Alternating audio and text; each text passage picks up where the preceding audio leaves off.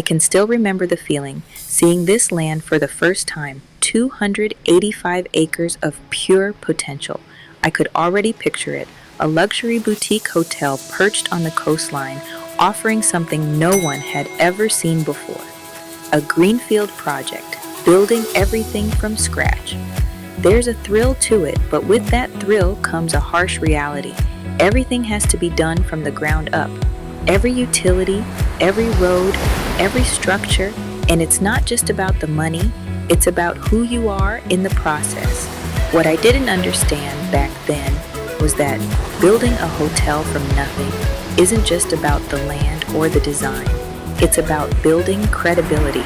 Without that, you're just another person with a dream and a bank account that's draining faster than you can fill it. I had a vision, luxury rooms with panoramic ocean views, a resort that would capture the beauty of Portland. But vision alone doesn't pay for contractors, architects, or laborers. The cost of a greenfield project isn't just financial, it's reputational. Without experience or credibility, the numbers don't add up, and you quickly realize that no one's willing to take a risk on your dream, no matter how big it is. The solution? Build credibility first. Before laying the foundation, I had to establish myself in the industry. It wasn't just the land itself that I needed to understand, it was what lay beneath it. This red dirt, that's bauxite, Jamaica's greatest export and a massive part of the economy.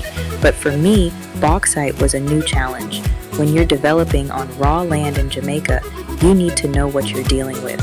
Bauxite can affect everything, from land value to environmental regulations.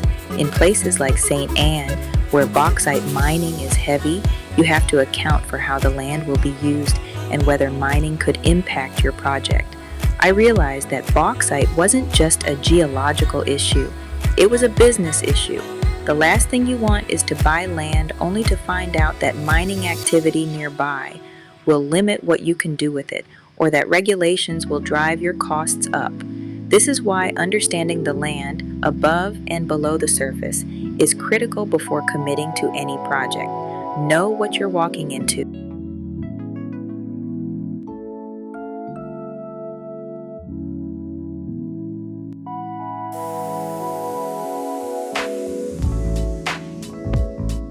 Then there were the roads.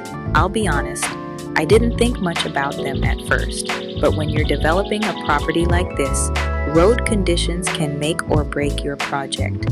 In Jamaica, the quality of roads varies drastically. The highways connecting Kingston to Montego Bay, smooth, efficient, easy. But out here in Portland or in the hills, that's a different story. Bad roads mean higher transportation costs, longer timelines, and limited accessibility. I quickly learned that accessibility is more than just convenience. It's critical to your project's success. Guests don't want to drive hours on bad roads to get to your hotel, and if it's difficult for contractors to deliver materials, your costs will skyrocket. In fact, rough terrain can add thousands to your budget for every mile of road that needs to be built or maintained. And trust me, when you're out in the countryside, that's no small expense.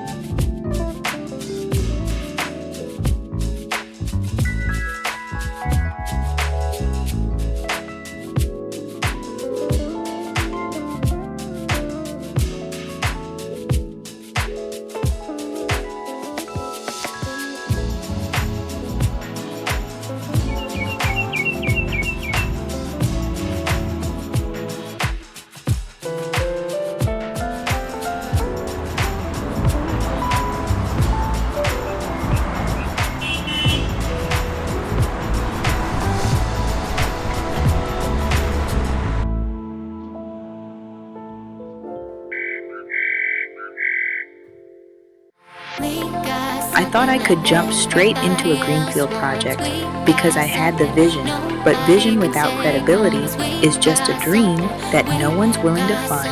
Instead of trying to do it all at once, take a phased approach. Start with a renovation or a smaller property, build a track record, show that you can manage projects successfully, even if they're smaller. This way, when the time comes to go big with a greenfield project, you have a portfolio of successful developments behind you and the team and financing to back you up.